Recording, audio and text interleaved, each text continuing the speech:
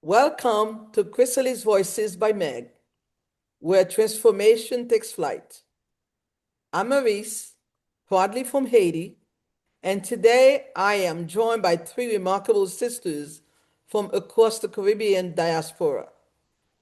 In this special December episode, we honor a shared culture, a collective memory, and the connections that continue to shape us. I'm overjoyed to introduce the three voices who complete the circle.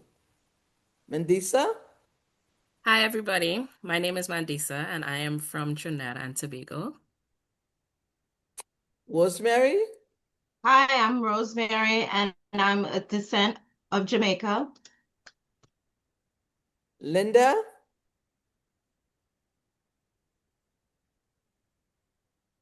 Linda, you're muted. we are muted. Now, better? Yeah, good morning. I'm Linda, and I'm bringing the African American experience, which is rooted in tradition, rhythm, and resilience. Thank you, ladies. So today's episode is titled Many Islands, One Voices. As you can see already, we are from Haiti, Jamaica, Trinidad, and African diaspora. And for anyone listening, just think about the island that you're from. Even though you are not on the screen with us, remember, many islands, one voice. So we're celebrating December and standing for diversity, expressions, customs, elders, meaning, beliefs, engagement, and reflection. Together, these elements form the heart of our Caribbean December traditions across the diaspora. The stories we carry, the rituals we honor, and the unity we continue to build. Think about it. When we say D is for diversity, the richness of the Caribbean diaspora in December. That made me think about in Haiti, December is the season of Midi Etoile, starry nights. Homes light up, families gather, and whether you are Christian or not, spiritual or simply cultural, you feel the vibration of community. Children believe in Papa Noel, and there is food, bouillon, pain patate, liqueur grenadine, and other liquors, fresh bread. Yes. What about you, Rosemary, in Jamaica? For Christmas, I remember sorrel and black cake, and people we're all coming together talking about our stories, childhood. My parents talking about how they celebrate Jamaica, Christmas in Jamaica, and being able to hear sounds of Christmas. My family likes to play country music, but then always we play some Barris and Sanchez and have great conversation and play Ludi. That's big in my family, yes. Yes. Hmm. Mandisa, what about you? What do you bring from Trinidad? From Trinidad. Okay, well, I'm intentionally gonna use my accent so you guys could get a gist of the vibe in Trinidad. So Trinidad time, Christmas time in Trinidad is very festive. It's a combo of just cultural diversity. You'll see people practicing their religion. You'll also see people practicing, not practicing, playing music, playing instruments. Certain instruments give that kind of parang vibe. It's folk music, but with a Spanish twist.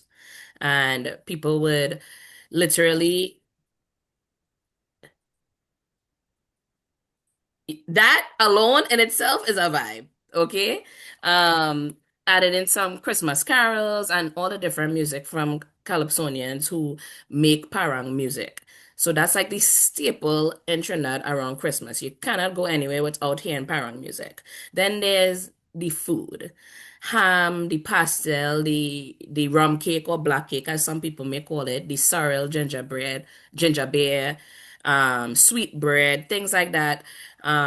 you typically would see that around. And when you go visit your family and your friends, someone will always offer you one of those or all of those type of foods to share.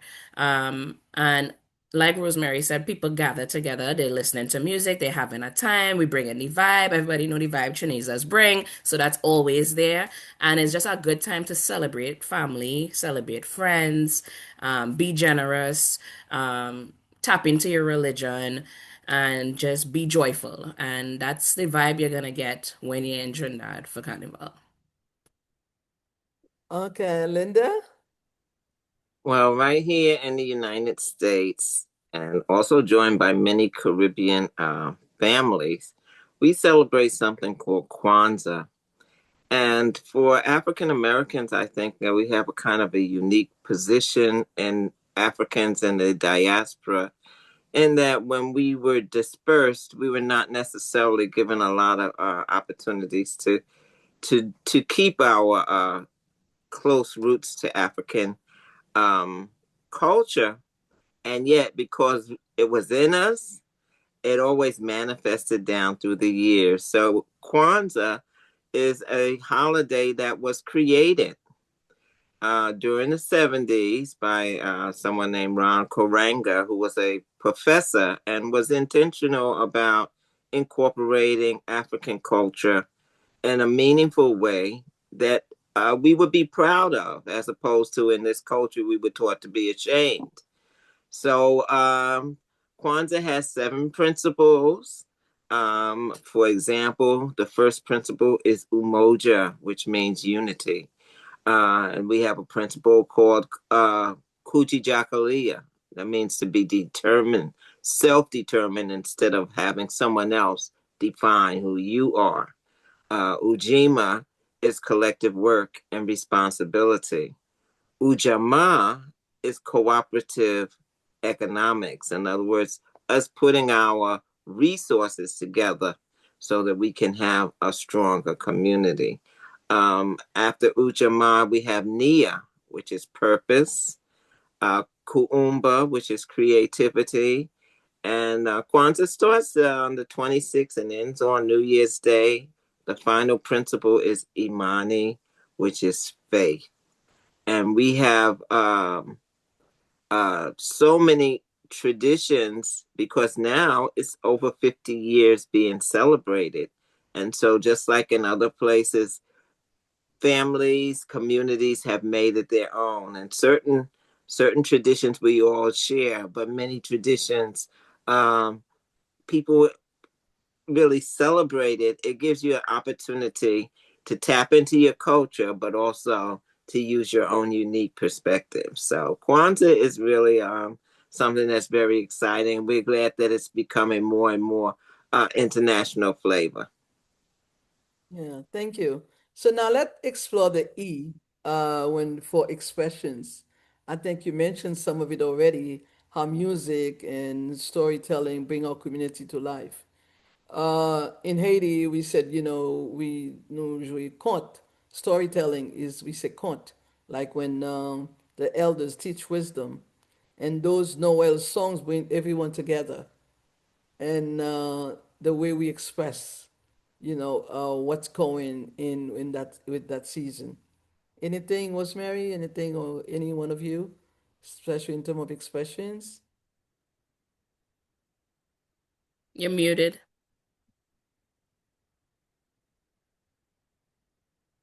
Yeah, I wanted to go back because I didn't even realize we were talking about diversity. I was just thinking we were talking about what happens around Christmas time and things like that. But I did want to say, Jamaica is very diverse. Many cultural groups, many racial groups that do live on the island. And with that being said, you have different languages, you have different rhythms, traditions, and it gives people a sense of identity, but then they're still a part of the about a part of the Jamaican fabric. So them say, Ota many one people. So it's even though there's so many people, we're still all one. And I love that about the fabric of Jamaica, because even though we all may look different, you still are a part of the community. But for expression, we love reggae music, we love dance hall, and that brings us the vibe for our parties, for our get-togethers, but also a lot of the music, speaking in specific for reggae music, is the expression of freedom, or the potential for freedom. And we all give a lot of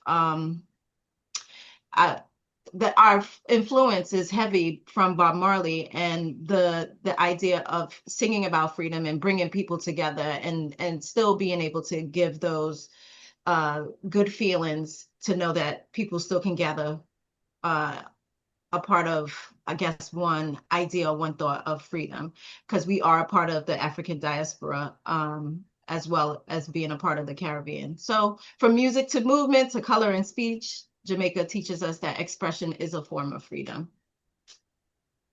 Okay. I love that.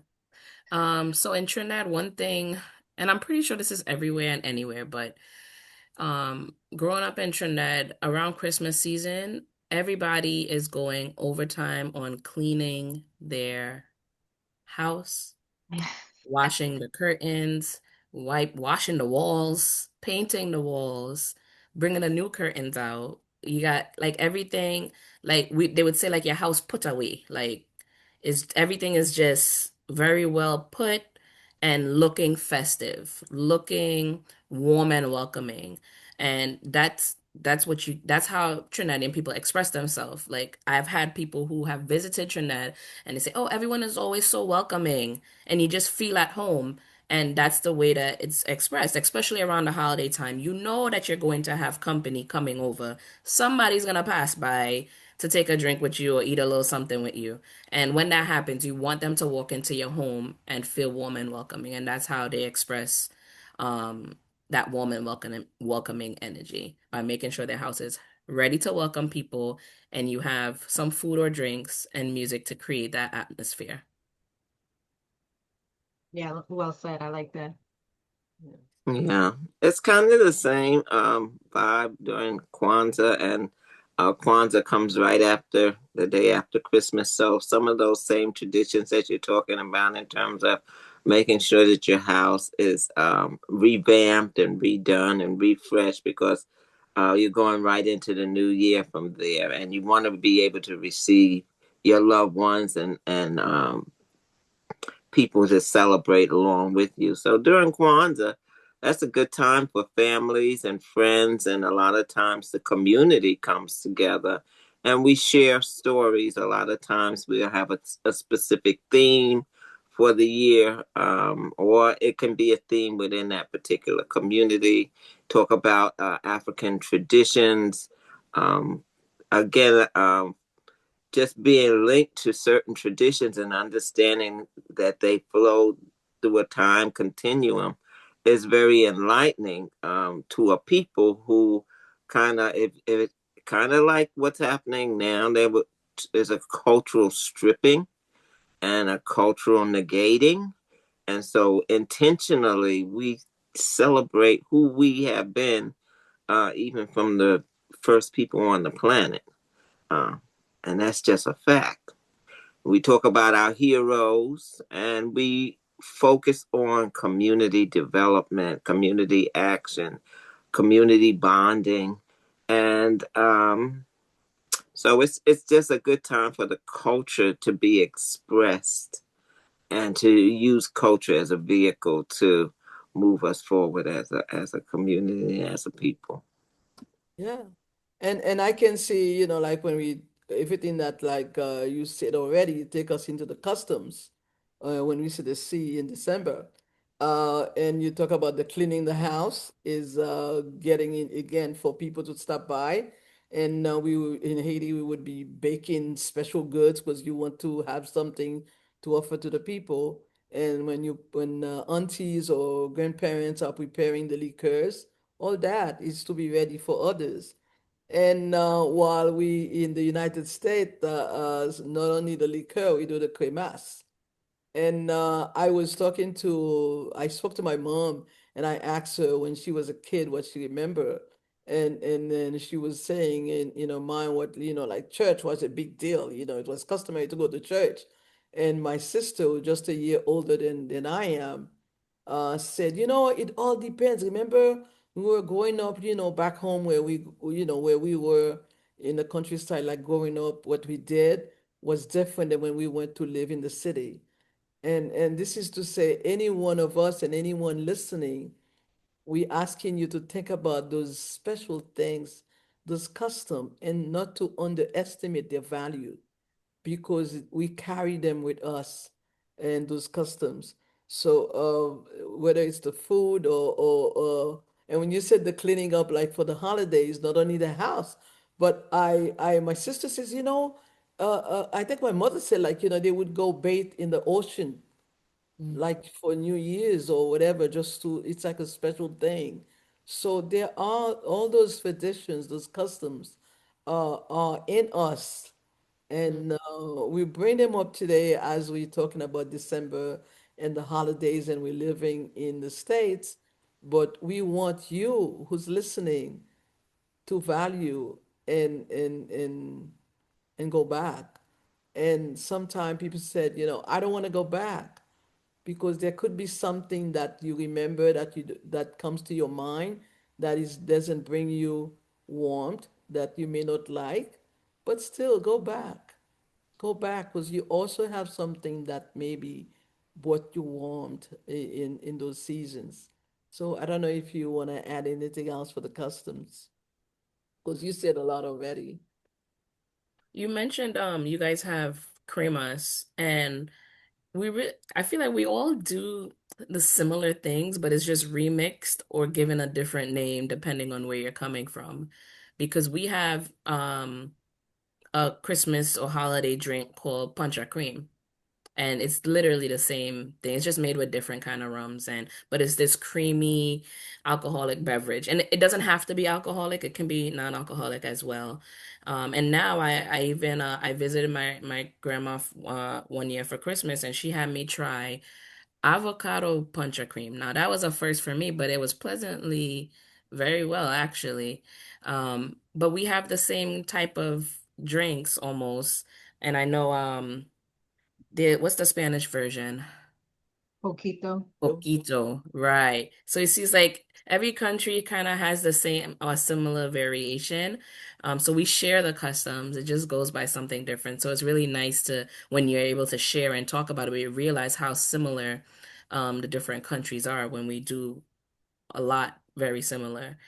Um, I'm trying to think of if there was And I any. remember Linda was saying, like, and I know here we have the eggnog.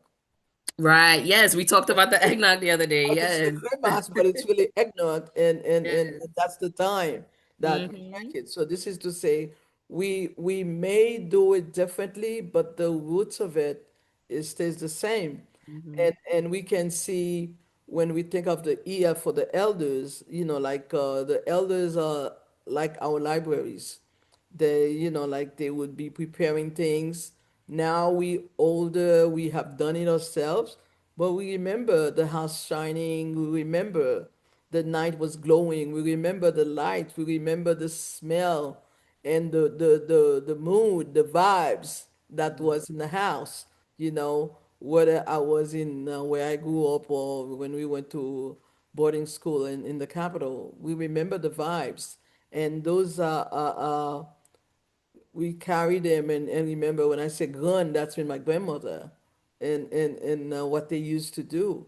And some of it we continue it. And that's why even my mother, when I call her, whenever I'm doing something, she's 98 now, and I call her, she says, "You're always calling me for something." And she's my library. Let me pick your brain. Yes, she's my library. And sometimes she's the library, but I'm the one explaining to her what it was. Mm. And I said, "Oh, when you tell me this, Mom, this is what I realize it is," and so forth like that. So the elders are our libraries, and it's good to pick their brain. Yes. Yes. Yeah, definitely. And just piggybacking off of that, just understanding like the elders, they carry all the information from what we from before us or before our parents. I like to talk to my elders and ask them about like what was like life for them like because my grandmother, they were around when depression was around, and even though it may seem so long ago, it's not. And times are different. They teach you financial responsibility and how to how to make sure you can allow things to stretch because they had a lot of children. And expression that Jamaicans love to say, every nickel make a muckle. So that means even though you have a little, you know for stretch it. So I just like that those things are embedded in us so that way we know even though it may be a struggle, you know how to be resourceful because of who your family is and who they show themselves to be, and they influence you to do the same. And using your Mm. education and and being able to talk to people and understand that you're not alone, and talking to other people allows you to find resources that you didn't know you had before. Well said. And that Yeah, speaks to the I would like to also just Mhm. jump on the bandwagon of the importance of the elders. And in our culture, we definitely always wanted to show respect to the elders. We always had a value. And so even as culture is changing, especially with all the media technology and all of these type of things, our culture and our customs is a way for us to pass on the traditions that are important. And so you get the wisdom from the elders, and you also have an opportunity for the younger generations to show them respect and to show the value of the traditions.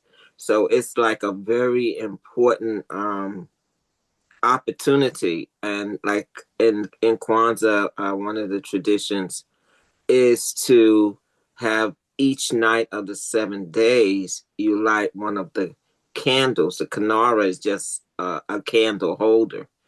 And it starts with the central candle on the first day, which is the black candle, and it's unity. And so it's a way of teaching each one of the principles in context and giving each one of those days um, a celebration and an opportunity for the elders to pour in and for the young people to glean, but also to, like you were saying, Maurice, to share how those traditions are being there's a continuity in the generations that come through that's different, and it helps the elders to understand that, because sometimes elders seem to think that, they're far removed from the young people, but it's an opportunity to put everything back into context. Linda, we can go into the meaning, the M in December meaning, the meaning beyond the gifts, the soul of the season, the meaning of it. Meaning is presence, not just presence. Mm-hmm. Mm-hmm. Describing the meaning of lighting the candles for Kwanzaa, or if it's good to have something tangible. If they give you a doll, they give you like a different little present. But presence is very, very important. And that's why when we think about not just the family around us, but we're ready to receive the neighbors, to see others, and we accepting people to pass by. And today we are asking everyone to continue to realize the presence, what it means in our lives when we said our support system. So when just think about the gifts is presence. It's not Yeah. the And same word presence, has hmm a double meaning. And I received something like delivered to my house yesterday. It just came, and I said, I didn't order this. It came from Amazon. And I opened it and I smiled. And right away, I knew who sent it. I was having this is to say being present, being connected. I was having a conversation with my daughter-in-law about being having vertigo in the car. And she said, "Sonny, Mom, you could be wearing this and that that helps you in the car and so forth like that." So when I open it, it's one of those bracelets that I can wear when you're in the car to help you not to get dizzy and being nosy. And I right away, that's why I said I smiled the conversation we had. She thought of buying me something for Christmas. That's what she said. And it's not the value, it's the thought, and it's not just the value, I would say. So again, it's by being present to listen to each other. It's not just a gesture or just I'm gonna do it because I'm supposed to. You do it with your heart. So the meaning that you give to the present. That's beautiful. I I'm sorry, I'm trying to fight the sun. I'm oh like yeah, it's going coming right at on you. so I'm trying to move. So if you see me adjust a little bit too much, it's because I'm trying to like not make it look so distorted, but I'm losing. Yeah, the sun is completely taking over. Enjoy the warmth. Yeah, so There's basically there's we say none. every tradition carries a meaning. Yes. Say that again, Mary. I didn't Every hear you. traditions carries a meaning. So yeah. Yeah. I was gonna mention I was talking to my sister-in-law last night and we were talking about how what the holidays used to be versus what they are now. And the whole time we were speaking, we didn't mention anything about the gifts that we would receive. It was all about the family coming together and everybody being there in that moment and just exchanging that energy and the jokes, laughing, and just that communal feel of everyone coming together and being present in that moment. And we talked about that was like our most favorite part about the holidays, just family being together and being present, not actually the gifts that we were getting. Of course, not gonna lie, you get a good gift, put the that puts the cherry on top, but it was really all about the presence. So I'm glad you mentioned that because it definitely is what the season is about. It's all about. And when Yeah. also I with the season, oh, okay, it was Mary. Yeah, I was just gonna piggyback off of that because it's very real. I think in the state of the economy that we're in right now, people are trying to find ways to save money. And my cousin and I talking, and she's talking about giving gifts to her sisters. And I said, your sisters would appreciate you regardless if you give them something or not. I said, have you thought about making something from your hand or, writing something? And she said, she never thought about that because she always thinking about things that she can purchase because it's more tangible. But I said to her, we get together when we see one another. I think showing up is the biggest thing that leaves you with the fondest memory because you know that you've had that experience. And even though we can purchase gifts and give to one another, I think the experience of us showing up for one another when it truly matters, I think that is the greatest gift. Yes. I, Yes. I think yeah, I agree with you 100%. Sometimes people, I have seen people get out of sorts because they think they made a bigger financial investment in a gift than the gift that they received or whatever. And it's just it's very sad because they're in the letter of the law, but they miss the whole spirit of the giving. And so the traditions of community, collectiveness, combining, and then what we give from the heart. So that whether it's small or big or whatever, it's because my intention was to make you smile, and then we have gratitude. So you have so much gratitude that they thought about you to make you smile, and then they're grateful that what they thought about made you smile. So that's the kind of energy that moves the holiday season in the right direction, in my opinion. Yes. And Another time another is expensive, but I'm sorry. okay. No, I Another said time is expensive. So Hmm. it's truly valuable. yeah. Another element with the B is our belief system. Christmas, whether you're Catholic, Christian, African roots, and it's the rituals that we do.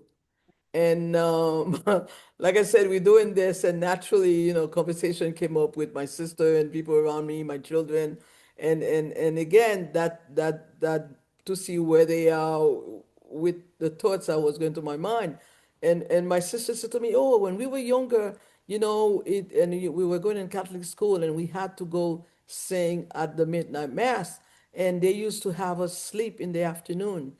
So we would be awake so we could be singing at the midnight mass. And she says we had two dresses, one for the midnight mass, one for the day. And I can see how that spirituality, those rituals stays with us over the years and to today.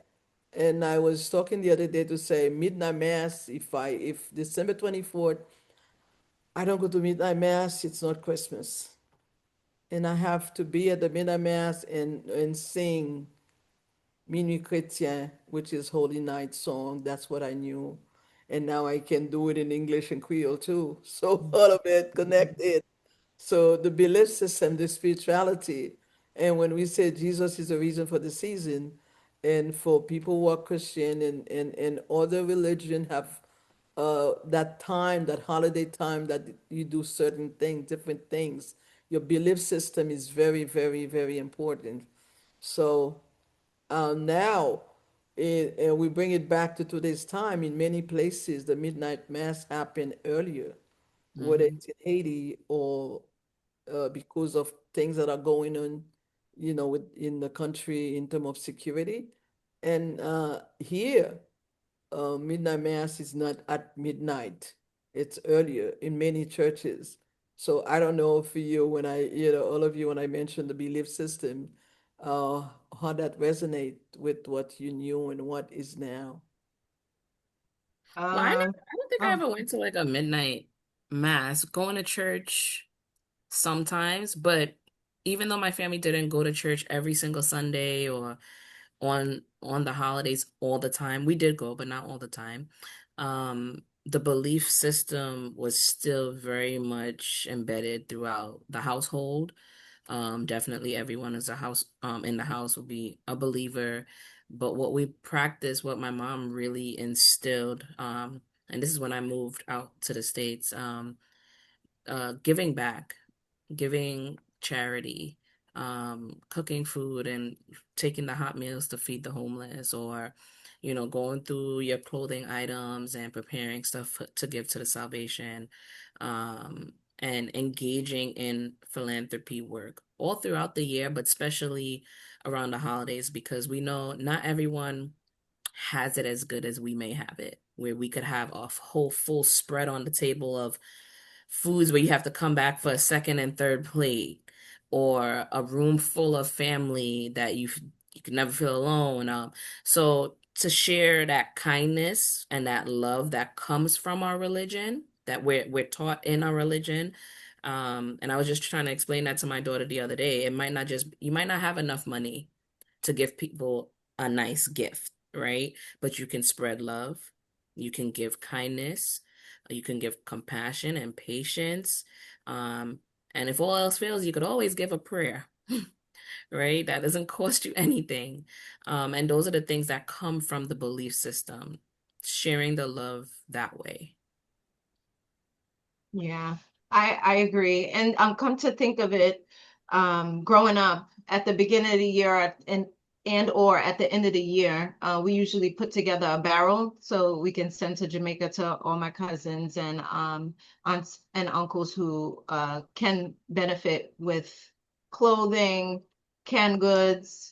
Sometimes we send pots, pans, anything that we can offer, and we come together as a family and band together and fill it up and send it down.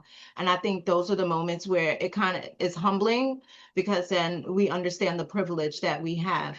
And although the history of America makes me very partial in terms of privilege, I still understand that my family immigrated with the purpose of finding quality opportunities to make your quality of living more sustainable. So I'm very grateful for that. But in terms of belief, just understanding that staying strong in your faith and in your traditions help you to continue to move forward and your ability to strive.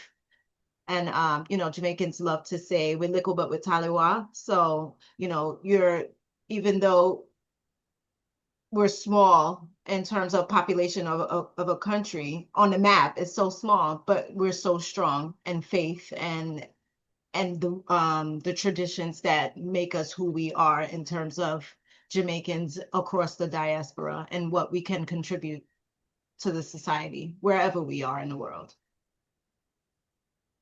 You know, when it comes to a religious belief system, Kwanzaa is not a religious holiday, and even in the African American community, um, a lot of people felt like, "Oh, I got to choose Christmas or I got to choose Kwanzaa."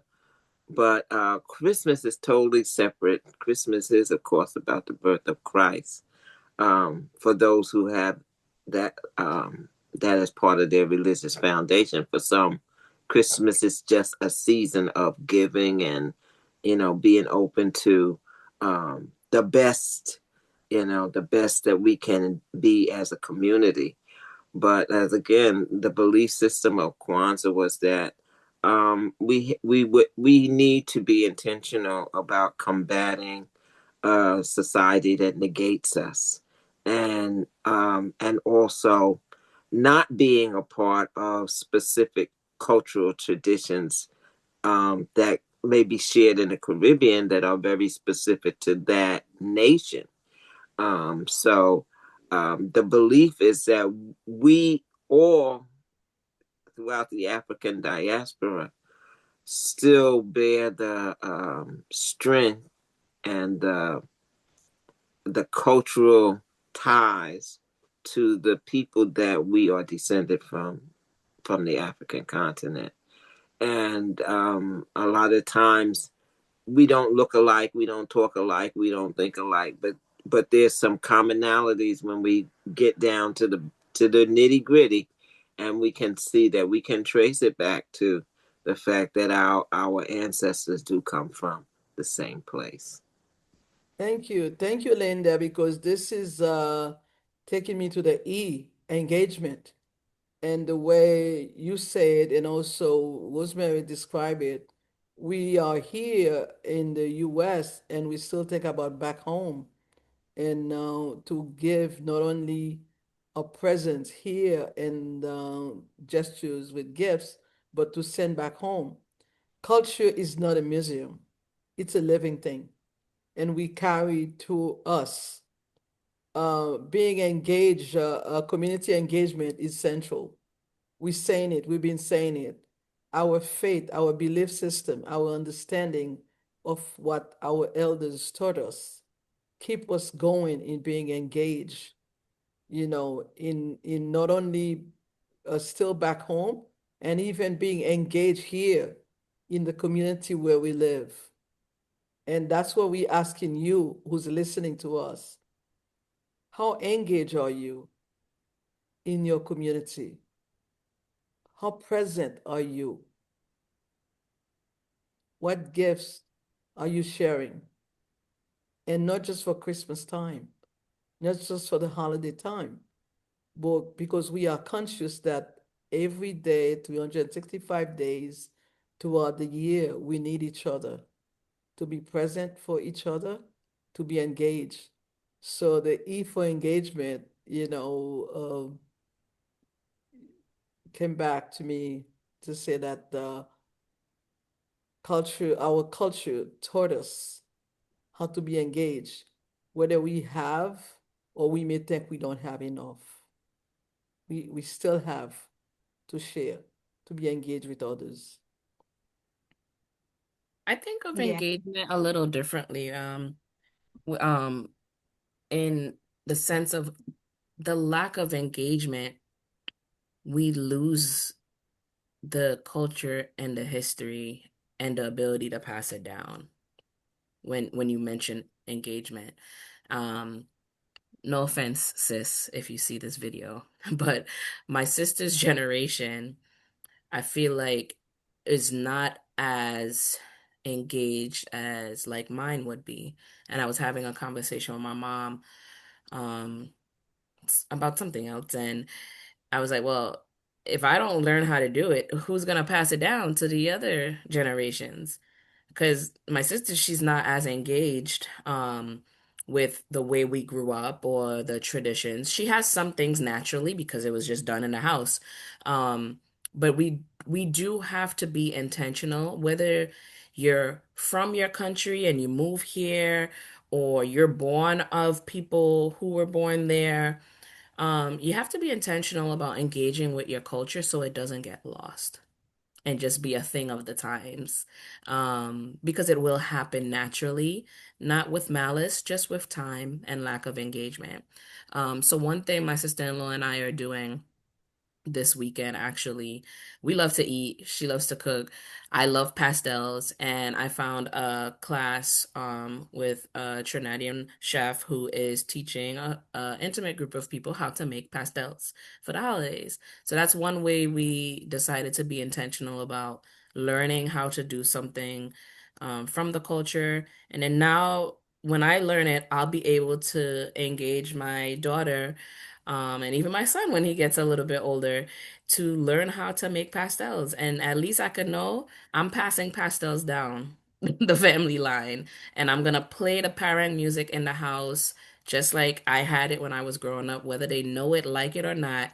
You're gonna hear it and be able to identify this is part of my culture. So when I think of engagement, I think that I think of all of this. Like we need to be intentional with engaging with our culture to keep it alive. Oh, yes, 100%. And I think to add to that, language is a big part of it. And my husband, he was born in Jamaica, and I always tell him, teach the children how to speak patois, because me and my cousins, it's so many of us that, being around my parents, my aunts, my uncles, it's so hard not to, that you end up having your conversations in patois. So that's how I was able to pick up my accent. But it's something that you have to work at, and you have to be intentional about it. And talking to other Jamaicans, it seems like it's cliche in terms of why are you trying to talk that way? You're not born there. And it's like, no, it's tradition. It's a part of who we are. And if you take that away, where does it leave you? And food, of course, the food, we always cook Jamaican food in our home because that's just what we know, and that's what we were brought up to do in terms of learning how to make spinners in the kitchen, and you talking to your mother, and your mother's like, stir the pot while I'm trying to do something. And you just pick up these things. So in my home, we cook Jamaican food all the time, and just smelling the smells, the coconut milk, the pimento, and all the things, it just brings me back to my childhood, and it brings warmth and comfort to know that it makes it feel very familiar. And for my children to also be a part of that, it shows that our traditions can be passed along. And even though I may be born here, but the way that my family moves together, my family always, oh no, you're Jamaican. And I've always had that identity crisis growing up, because being around American, my peers who are American, they always like, no, you're Jamaican. And it's like, but I was born here. It's like, no, you're Jamaican. Every time we come to your house, yes, your house smells like fried fish. Your mother is always offering us food that we don't eat. I introduced my friends to codfish, not no cow cod soup. Jesus Christ, yes. So when they drink the soup and realize what cow cod is, it and tripe and kidney, and it's like, oh my God, why you eat liver? And You guys eat that? yes. And people, they used to make fun of me. And I just feel like this is my culture. This is what I know. And if you tell me that it's otherwise, I have to now reprocess what that looks like for me in terms of how I engage with American culture. So yes, I'm too, I'm too, I am American, but I'm also Jamaican. And I love that I engage with my Jamaican heritage, but then also imparting new information my peers that made me even realize I'm more rooted in my identity as a Jamaican than as I am as an American as well. So just being able to have that evolution, my evolution in terms of how I identify myself and how my culture impacts my life, and how I'm able to be intentional about it as an adult, and being able to do the things that we done in my house. Just as you said, Mandisa, playing music and cooking food together, and you're talking the smells, the sounds, and the voices that you hear around you. It just makes you rooted in your culture, and being able to have the kids have these encounters show that they will also enjoy their identity as well. Because I see my children already, they say uh, little things in patois that just makes me, oh yeah, they are listening. And the things that they talk to with their grandparents, it's amazing. And they do listen to the music, and they understand the struggle of the people, and it just warms my heart. And it also just shows that we can be two things at the very same time, but still give where give credit to where it's due, which is my heritage, who that makes me who I am today. Mm-hmm. That was a mouthful, but I hope you understand what I'm trying to Well say. said, though. Well said. Yes, I great, great. Because as we close the December and we already reflecting and we asking the questions, we are already reflecting ourselves and we asking you who's listening, what are you carrying forward? Which traditions speak to your soul? When you think of your cultural heritage, yeah, which one your children inherit? I was talking, my son, I was talking to him and he said something to me this week. Oh, mommy, you haven't seen my the latest thing I brought. I said, what is it? Oh, I can't wait for you to see it. So January 1st is coming. I have something to wear. And I know it's something about Haiti and something cultural because he would get something with the flag or something that express his heritage. And Mhm. when you said, for example, Rosemary, you are as much American as you are Jamaican. Sometimes people don't understand that. Even for me, who came here when I was already 18 and I've been here over 50 years, I'm Haitian American. I have uh, some of the American traditions are mine today. And at the same time, I am not giving up many of my Haitian heritage, what we do. And my son reminded me when I asked him, about the holidays and what he remembers. He says, oh, my dad, remember my daddy used to make the hot chocolate, chocolat. He used to make the chocolat hot chocolate. And when you think about the language, and he would not say hot chocolate, he would say chocolat. And my daughter, who's now close to be 45, she's in January, she still said, I'm Gungu. Not because she was born here, not because she can say I'm hungry, but Gungu is saying I'm hungry. Gungu. Mhm. Still say I'm Gungu.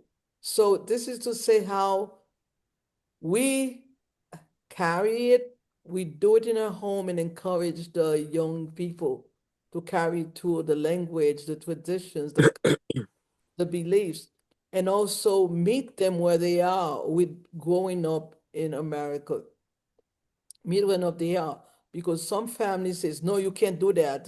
You can only be Haitian, Jamaican, or Trinidad, or this is what you do. No, there is a mixture that we all have, and we celebrate.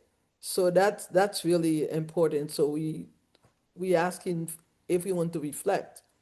So I don't know what else you would like to. well, I definitely wanted to jump in and say, as everybody was sharing, and especially some of the younger people who may not feel they're that young, but they kind of are. But for the generations to come, many times younger people don't understand the value. Certainly, I can remember I didn't understand the value in the things that, as growing up, my parents might have focused on. But it is our responsibility as keepers of the culture to be intentional about rooting and grounding our children in, as you were saying, the traditions. Now, I celebrated Kwanzaa, and I was so happy when Carol was saying the other day, I celebrated Kwanzaa pretty much since day one. So day one, I was a young woman. I didn't have any children. But by the time I had my son's name is Shaka, and that was before they even had that movie Shaka Zulu.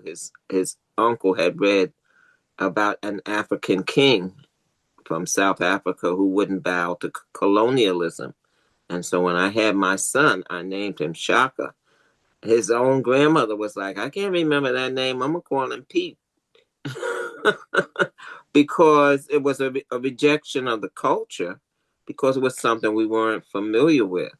Um, for African Americans, we had a whole language thing with should we be called black, should we be called African, should we be called. But again, I am an African American. My roots are American. My generations have been born in this country, but my heritage is African. And so the language that we use, one for Kwanzaa, one of the words, and has always been one of my favorite principles of the seven, is Kujijakalia, which means self-determination. To learn to define yourself and speak for yourself and acknowledge who you are. Because if you don't, other people are going to inform you. You're this, you're that. This is why you do this. This is why you say that. And so the intentionality, whatever your cultural heritage is, to make sure that the young people get it from an early age. All my children can have either done African drumming or African dance. They just know the culture. And now that my son is 53, he's been able to be a keeper of the culture wherever he is. And so it's so important to reflect on why our culture, it has been what has sustained us as a people wherever we have been in the diaspora. And so if we don't teach it, and you can see if it wasn't so valuable, why are they always trying to strip it away?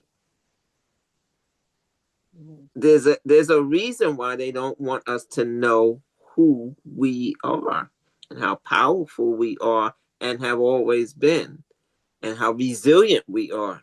And so again, I just tapped into that because as you guys were talking about, the young people, that's where it starts. We have to just be intentional, and we can't allow them to say, I'm not interested, because by the time they find out that they should have been interested, it'll be late in the game. And it's not just our country, our culture. I was with someone from India who was saying, well, I told my dad if he wanted me to know Indian traditions, he shouldn't have put me in a place where it was all African American. I mean, not African American, Italian American. He said, I told my dad when they cut me, I bleed ragu. So he's so identified with where he grew up, but that doesn't negate his culture. So we have that responsibility. It's not going to, nobody's going to do it for us. If anything, they'll be happy for us to be floating around trying to be this one and pick up on that thing. But for me, that coochie jackaleo always did it. I have to define who I am. Yeah. Yeah. I agree. When you were talking about the drumming and things like that, it just brought me back to like sitting with my father. He's Rastafarian, and that's another thing about Jamaican culture. You have different houses of faith that exist. You have Rastafarian, you have Catholicism, you have Christianity, and just being under my dad, and he's a maker of music and an artist. Just listening to him and his friends drumming and chanting, and you get that boom, boom, boom, boom. It feels so good, and it just makes you feel even more like, I guess, strong in your sense of identity. And I love that because it's unique to other cultures. But reflecting on the year, I've gotten my Jamaican citizenship this year, so I'm very proud of that. Yeah, and my husband was very supportive of that. Although the landscape of the economy of Jamaica is still kind of uncertain in terms of how can I contribute back in the ways that I feel comfortable doing.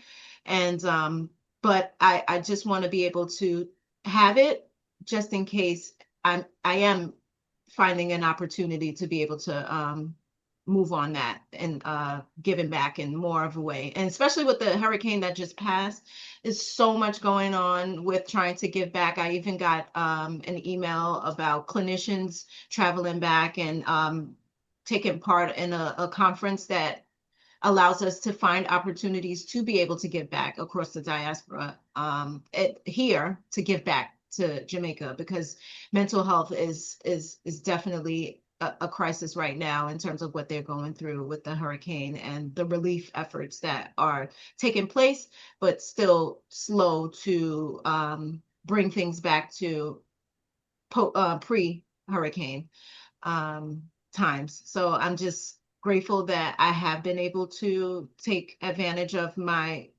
privilege of being able to have that birthright citizenship and being able to find new opportunities to connect more with my culture and my home country. Yeah. Yeah.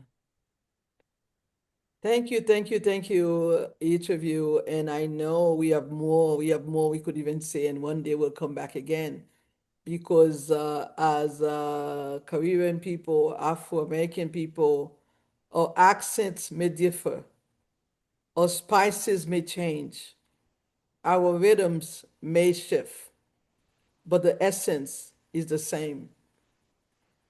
We are shaped by memory, we are rooted in community, we carry joy and resilience in equal measure. What binds us is not only where we came from, but how we love, how we pass the culture to food placed gently on a table, to stories told more than once, to music that make us feel at home, even when home is far away, but still is in our hearts. Across the diaspora, we have learned how to carry our islands inside us. We teach our children not just traditions, but values, respect for elders, faith in something greater, creativity in survival, and pride in who we are. This season invite us to slow down and ask each one of you, what will I keep alive? What will I pass on? As you listen to us, answer that question for yourself, because culture is not frozen in time.